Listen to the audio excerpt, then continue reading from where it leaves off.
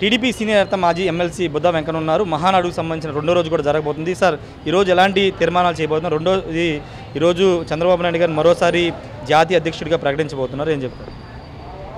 ఆయన జాతీయ తెలుగుదేశం పార్టీ అధ్యక్షుడు అవడం అనేది తెలుగు వారందరికీ గర్వకారణం. ఓన్లీ తెలుగుదేశం పార్టీకే కాదు, తెలుగువారి దేశ విదేశాల్లో ఎక్కడున్నా సరే గర్వకారణం. ఆయన జాతీయ తెలుగుదేశం పార్టీ అధ్యక్షులు అవుతున్న తరుణంలో మీ RTV ద్వారా ఆయనకి శుభాకాంక్షలు తెలియజేయడమే కాకుండా ఏదైతే కడప మా కంచుకోట, కడప మా అడ్డ అని కుప్పంలో విర్రవీగారో, కుప్పంలో మేమేమి కడపలో మా అడ్డ అని ఎప్పుడూ అనలేదు.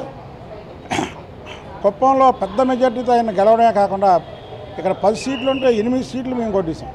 అంటే కడప ఎవరు అడ్డో ప్రజలు చెప్పారు. ఇది చంద్రబాబు నాయుడు గారు అడ్డ, నారా లోకేష్ గారు అడ్డ, కడప కాదు ఆంధ్రప్రదేశ్ అడ్డ, తెలుగు ప్రజల అడ్డ, తెలుగు ప్రజలకు అండ వాళ్ళు.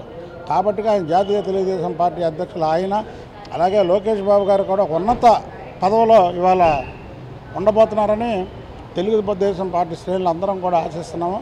ఏదేమైనా ఒకటే, తెలుగుదేశం పార్టీకి నారా కుటుంబం అనేది రేపు దేవాంశ వరకు, నేను ఇదివరకే చెప్పాను మీ టీవీలో, రేపు 100 సంవత్సరాల తెలుగుదేశం పార్టీ పుట్టినరోజు నారా దేవాంశ్ నాయకత్వంలో జరిగిద్ది.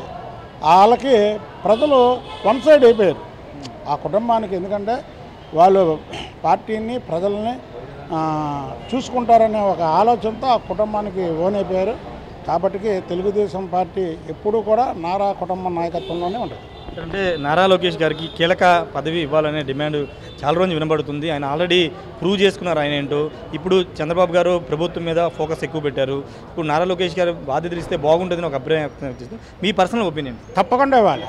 నారా లోకేష్ గారు చంద్రబాబు నాయుడు ప్రతిపక్షాలు ఎన్ని విమర్శలు చేసినా దాన్ని ఛాలెంజ్గా తీసుకొని ఆయన అనేక కార్యక్రమాలు చేపట్టి ఏదైతే చంద్రబాబు నాయుడు గారి పాత్ర రాష్ట్రం రావడానికి ఎంత కీలకమైందో నారా లోకేష్ గారితో కూడా అంతే కీలకమైన పాత్ర. కాబట్టి తప్పకుండా అందుకే చెప్పేవి మీరు, నారా చంద్రబాబు నాయుడు గారు, తర్వాత నారా లోకేష్ బాబు గారు, తర్వాత నారా దేవాంశ్ గారు అనకూడదు, ఎందుకంటే చంద్రబాబు గారికి 100 సంవత్సరాల పుట్టినరోజు వేడుక వాళ్ళ దాంట్లోనే జరిగింది. నిన్న మహానాడు అసలు జనం లేరు, మొత్తం ఫ్లెక్సీలను పడిపోయి వైసీపీ వాళ్ళు ట్రోల్ చేస్తున్నారు. రెండోది వైఎస్ఆర్ పేరు కూడా తీసేస్తున్నారు అని ఒక మాట.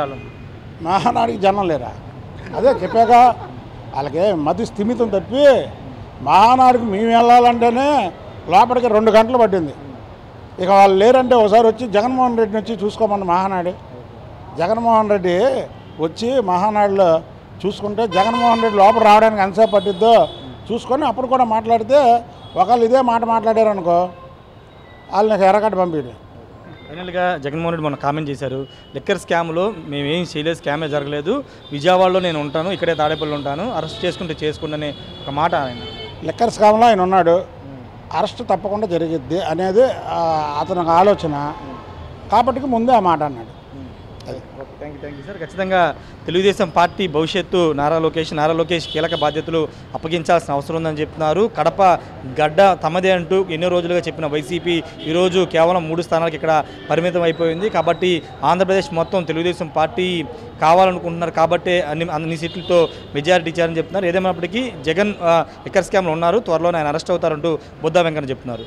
కెమెరా పర్సన్ సుధాకర్తో రాజేష్ RTV కడప నుండి. ఇండియా పాకిస్తాన్ ఉద్రిక్తతలపై లేటెస్ట్ అప్డేట్స్ కోసం డౌన్లోడ్ చేసుకోండి RTV లైవ్ యాప్.